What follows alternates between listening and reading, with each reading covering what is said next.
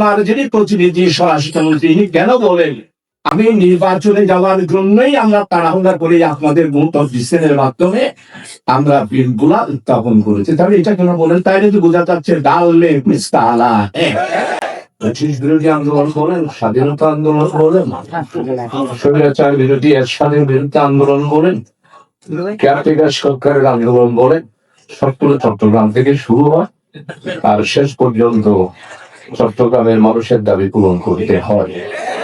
এই আজকের সেমিনার আপনারা শুধু একটা সেটা খেয়াল রাখেন, আমাদের স্বরাষ্ট্রমন্ত্রী শেষের দিক ভাষণ দিলে মাননীয় প্রধানমন্ত্রীর আগে উনি বললেন আমরা এগুলো মেনেছি কোন রকমে ক্ষমতায় যাওয়ার জন্য, ভোটটা করার জন্য। ভাই সময় যেহেতু কম,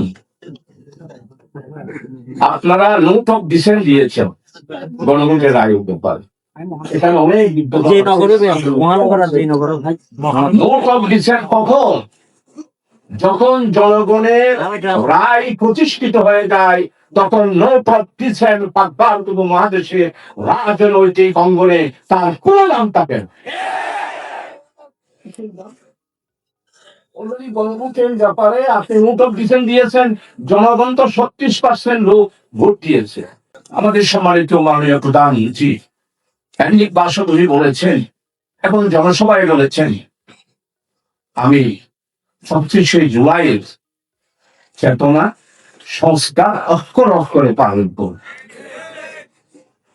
অক্ষর অক্ষরে পালন করলে আপনার যিনি প্রতিনিধি স্বরাষ্ট্রমন্ত্রী তিনি কেন বলেন আমি নির্বাচনে যাওয়ার জন্যই আমরা তাড়াহুড়া করে আপনাদের ভোট অফ ডিসেন্টের মাধ্যমে আমরা বিলগুলা উত্থাপন করেছি। তাহলে এটা কেন বলেন? তাই যদি বোঝা যাচ্ছে ডাললে মিস্তালা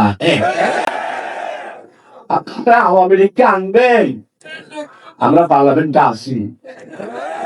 ইন্ডিয়ার ভারতের সমাজের প্রধানমন্ত্রী যে আছে ইন্ডিয়ার প্রেসক্রিপশনে আবার বাংলাদেশে চিকিৎসা করবেন সেটা কোনদিন করতে পারে। HM Expert B500 CWR স্বাধীনতার সুবর্ণ জয়ন্তীতে নতুন বাংলাদেশ গড়ার প্রত্যয়। HM Steel